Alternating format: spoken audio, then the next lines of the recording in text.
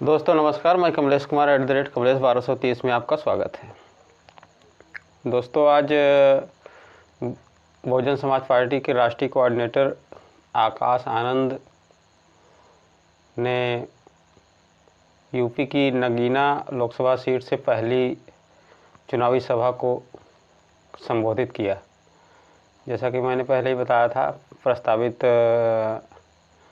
कार्यक्रम आकाश आनंद का नगीना में पहला ही होगा और उसके बाद उत्तर प्रदेश की लगभग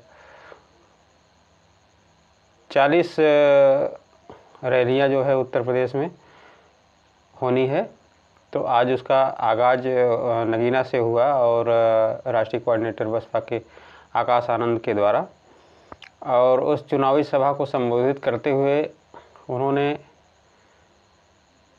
बड़ी ही चालाकी से जो बात की है, कोई लोक लुभावना नहीं, कोई बड़ी बड़ी बातें नहीं, बल्कि उन्होंने बसपा सुप्रीमो बहन कुमारी मायावती जी के पूर्व कार्यकाल में की गई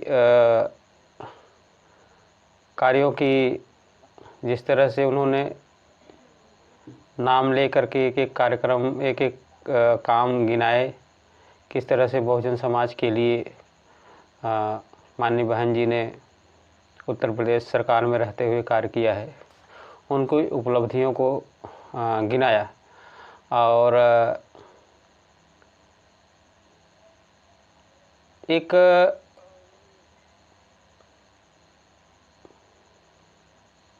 आज़ाद समाज पार्टी के प्रमुख भाई चंद्रशेखर रावण चूँकि नगीना से चुनाव लड़ रहे हैं और बसपा का भी कैंडिडेट को वहाँ पे उतारा गया है बहन कुमारी मायावती जी के द्वारा, तो इशारों में नाम न लेते हुए आकाश आनंद ने भीम आर्मी चीफ या आज़ाद समाज पार्टी प्रमुख चंद्रशेखर रावण जी पर कुछ बातें कही। भीम आर्मी चीफ चंद्रशेखर आज़ाद पर आकाश आनंद ने बड़ा हमला बोला। आकाश आनंद ने अपने भाषण में शुरुआत में सलाम शब्द से की। अब आप समझते हैं सलाम शब्द से करने का मतलब है कि एक तरह से मुसलमानों की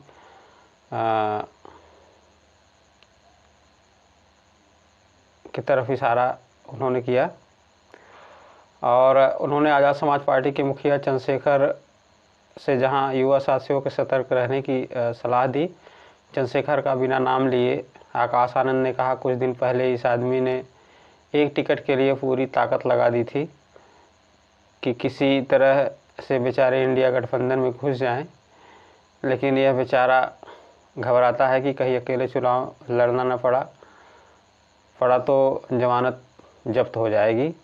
बेचारे की किस्मत इतनी ख़राब है कि इंडिया गठबंधन में होकर भी बेघर घूम रहा है, गली गली एक सीट के लिए लोगों से भीख मांग रहा है। उन्होंने चंद्रशेखर आज़ाद से समाज के युवाओं को दूर रहने की सलाह दी, यहाँ तक कहा कि वह समाज के युवाओं को गुमराह कर मुकदमे में फंसा रहे हैं। युवाओं पर मुकदमे होने के बाद उन्हें सरकारी नौकरी नहीं मिलेगी। चुनावी मंच से आकाश आनंद ने शिक्षा, रोजगार व बुजुर्गों की सुरक्षा का मुद्दा उठाकर बिरादरी के लोगों के बारे में अपनी चिंता जाहिर कर उनका शुभचिंतक होने का दावा भी पेश किया। आकाश ने बसपा सुप्रीमो बहन मायावती जी द्वारा चंदा लिए जाने की सफाई दी। उन्होंने कहा कि यह कहा जा रहा है कि किताब की बोझ से हाथी दब गया। उन्होंने कहा कि मैं साफ कर देना चाहता हूं कि बसपा पूंजीपतियों से चंदा नहीं लेती है, इसलिए इलेक्टोरल बॉन्ड लेने में सभी पार्टियों का नाम आया लेकिन बसपा का नहीं आया। बसपा अपने कार्यकर्ता के सहयोग से चलने वाली पार्टी है, इसलिए ऐसा कहने वालों को उनके अपने गिरेबान में झांक लेना चाहिए। बसपा प्रमुख मायावती जी ने लोकसभा चुनाव को लेकर के पहली जनसभा नगीना में आयोजित की। इस जनसभा को संबोधित करने के लिए अपने भतीजे आकाश आनंद को मैदान में उतारा। इस सीट के समीकरण के हिसाब से देखें तो यहाँ 28% मुस्लिम, 22% दलित आबादी है। जाट, राजपूत, ब्राह्मण, ओबीसी और अन्य जातियों का वोट बैंक 8 से 9% के आसपास ही है। बसपा के गिरीश चंद्र जाटव पिछला चुनाव यहाँ से जीते थे। मायावती ने इस बार यहाँ से प्रत्याशी बदल करके सुरेंद्र पाल सिंह को टिकट दिया है। मायावती ने इसीलिए आकाश आनंद को पहली सभा नगीना में लगाई। आकाश ने अपने पूरे भाषण में समाज के लोगों को बांधने का काम करते हुए दिखे। तो ये आकाश आनंद की पहली जनसभा नगीना से प्रारंभ हो चुकी है और आने वाले समय में इसी तरह से आकाश आनंद जी बहन कुमारी मायावती जी के साथ जो है तमाम लोकसभा सीटों पर या तमाम लोकसभा क्षेत्रों पर इस तरह से चुनावी जनसभा करते रहेंगे। और आइए थोड़ा सा आकाश आनंद के द्वारा कही गई बातों को सुनते हैं उनके द्वारा कि उन्होंने चंद मिनटों में क्या कुछ कह डाला है। आइए हम अब सुनते हैं। कोई बच्चा अगर प्राइवेट स्कूल से निकल जाए, ग्रेजुएशन कर ले, पीएचडी कर ले, तो उसके लिए आप रोजगार के मौके नहीं। कैसे नहीं? साथियों, बीजेपी की सरकार के दौरान आज 3 में से 1 ग्रेजुएट बेरोजगार घूम रहा है। ये जो बोलते हैं कि भाई हम हर साल 2 करोड़ नौकरी देंगे, 2014 में बहुत बड़ा वादा लेके आए थे। सबने इसी नाम पे वोट दिया था कि हमारे बच्चों की नौकरी लग जाएगी। आज 3 में से 1 बच्चा बेरोजगार घूम रहा। साथियों, बेरोजगारी का इतना बुरा हाल है कि पिछले कुछ दिनों में ऐसी खबरें सामने आई हैं जो आप सुन के हैरान होंगे। मैं एक हेडलाइन आपके सामने पढ़ता हूं। 90,000 से ज्यादा पीएचडी स्कॉलर्स, इंजीनियर्स और ग्रेजुएट्स ने एक क्लास 4 की नौकरी के लिए अप्लाई किया। ओपनिंग कितनी थी? 1000 पोस्ट एक क्लास 4 की नौकरी के लिए। पीएचडी स्कॉलर्स अप्लाई कर रहे हैं, ग्रेजुएट्स अप्लाई कर रहे हैं। ये है पिछले 10 साल में भाजपा सरकार का एजुकेशन एम्प्लॉयमेंट का रिकॉर्ड। साथियों, प्रधानमंत्री जी और भाजपा के केंद्र के सारे मंत्री बड़े गर्व और फख्र से बोलते हैं कि भाई हमने आज तक 80 करोड़ से ज्यादा लोगों को मुफ्त में राशन देने का काम किया। उन्होंने ऐसी स्कीम चलाई मुफ्त में राशन देने की कि आज 80 करोड़ लोग भारत के वो स्कीम के अंदर उसका फायदा उठा रहे हैं। साथियों, केंद्र की भाजपा सरकार जो बड़े चौड़कर बोलती है कि मित्रों, आज बीजेपी की सरकार ने 80 करोड़ से ज्यादा देशवासियों को मुफ्त में राशन देने का काम किया है, परंतु ये कोई इनसे पूछे कि भाई जो 80 करोड़ लोगों को तुमने मुफ्त में राशन देने का काम किया, इस पे इतना चौड़ने की क्या बात है? वो मुफ्त में राशन इसलिए तुमसे ले रहे हैं क्योंकि तुमने उन्हें रोजगार नहीं दिया। पिछले कई सालों से तुम 2 करोड़ नौकरियों का वादा करते रहे और बताते रहे कि कितनी नौकरियां हैं। अगर नौकरियां होती तो क्या 80 करोड़ में से लोग भारत के आपकी मुफ्त राशन पे डिपेंडेंट होते क्या? बताइए साथियों। नहीं। और सबसे बड़ा धोखा, तुम फ्री की राशन की बात करते हो। कितने कॉलेजेस बनवाए तुमने? कितने कॉलेजेस चल रहे हैं? कितने बच्चों को तुमने पढ़ाया? सवाल आपके भविष्य का है साथी।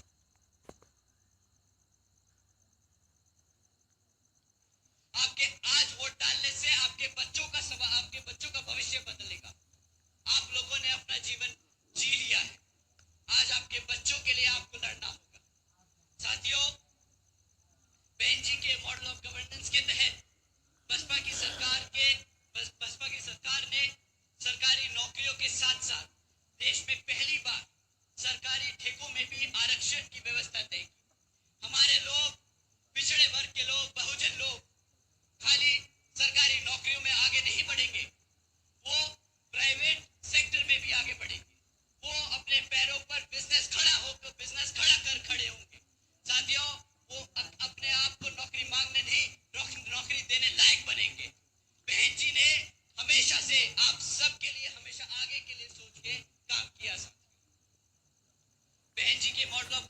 तहत बसपा की सरकार ने संबंधित कार्यों में सबसे पहले मिनिमम वेजेस को 55 रुपए से बढ़ाकर 100 रुपए प्रतिदिन किया।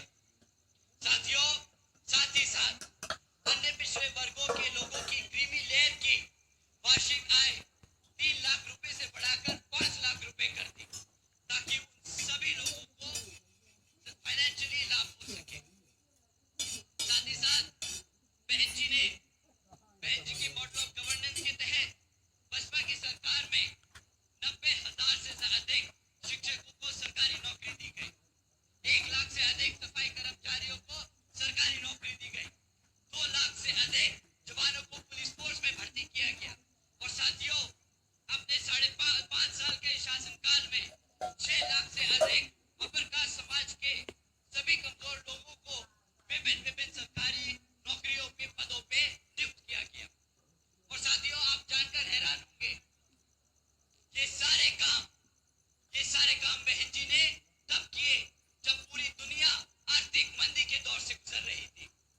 इसे कहते हैं फाइनेंशियल इंस्टीट्यूशन, फाइनेंशियल नॉलेज की एक सेंसिबल तरीके से गवर्नमेंट रन करना। साथियों, बहन जी ने कभी सरकारी खर्चे से अपनी सरकारी नीतियों को चमकाने का काम नहीं किया। जो आप सब जानते हैं, भाजपा बखूबी जानती है। 100 करोड़ सैंक्शन करेगी पॉलिसी के लिए, उसमें से 75 करोड़ रुपए उसको एडवर्टाइज करने के लिए खर्च देगी। बहन जी ने कभी ऐसे काम नहीं किए। उन्होंने आपके टैक्स के कमाए हुए पैसे को बखूबी समझा कि वो कितनी मेहनत से कमाया जाता है, और सब जगह वो बांटने का काम किया, क्योंकि वो हमेशा से चाहती है कि बाबा साहब और मान्यवर साहब श्री काशीराम जी के सपनों को वो इस प्रदेश में नहीं,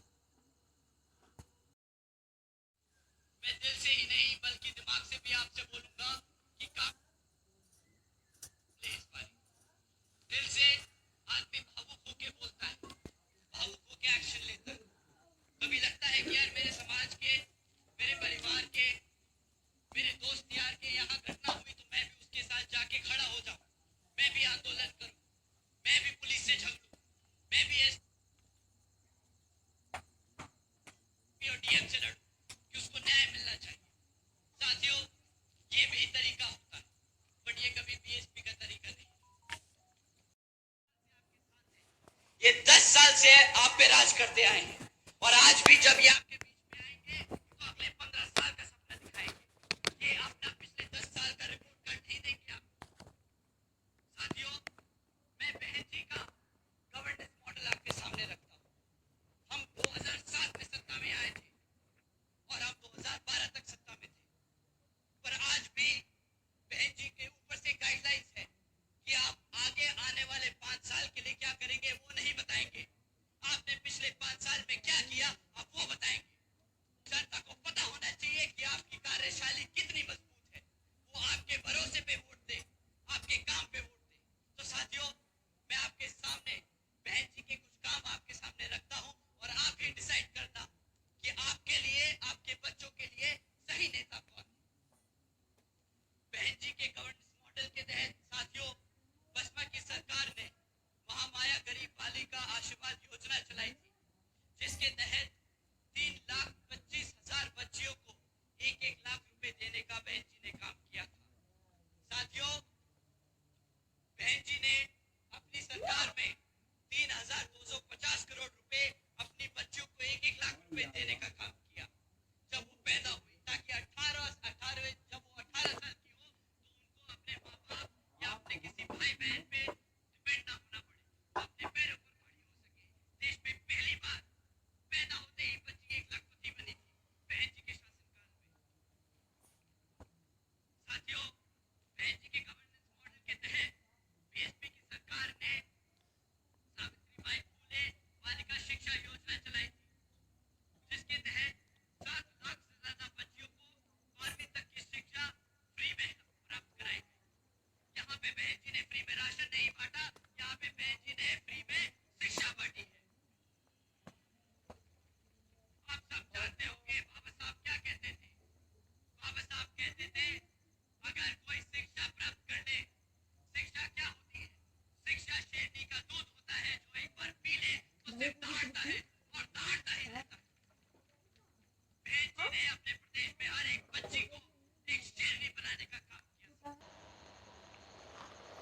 तो ये थे आकाश आनंद, जो पहली चुनावी जनसभा को संबोधित कर रहे थे लोकसभा क्षेत्र नगीना से।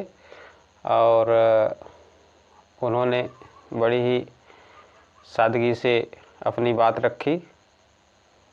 बहुत बड़ी बड़ी फेंकने वालों में से नहीं हैं, क्योंकि बहुजन समाज पार्टी का जो मिशन है वो शांति प्रिय मिशन है, संवैधानिक मिशन है और सामाजिक आर्थिक गैर बराबरी को लेकर के जिस तरह से बहुजन समाज पार्टी की मुखिया मायावती जी ने अपने पूर्व की सरकार में कार्य किया, वो काफ़ी सराहनीय है, आज भी चर्चित है। और भीड़ देख करके तो आज की आकाश आनंद की रैली में जो भीड़ थी वो देख करके ऐसा लग रहा है कि बहुजन समाज पार्टी उत्तर प्रदेश में अपनी दावेदारी मजबूती से लेकर के उतर रही है और वापसी की तरफ आ रही है। यानी बहुजन समाज पार्टी लोकसभा में उत्तर प्रदेश में अच्छा प्रदर्शन कर सकती है। आज तक के लिए इतना ही, फिर मिलेंगे। हमारे चैनल को लाइक, सब्सक्राइब और कमेंट करके ज़रूर बताएं। तब तक के लिए धन्यवाद।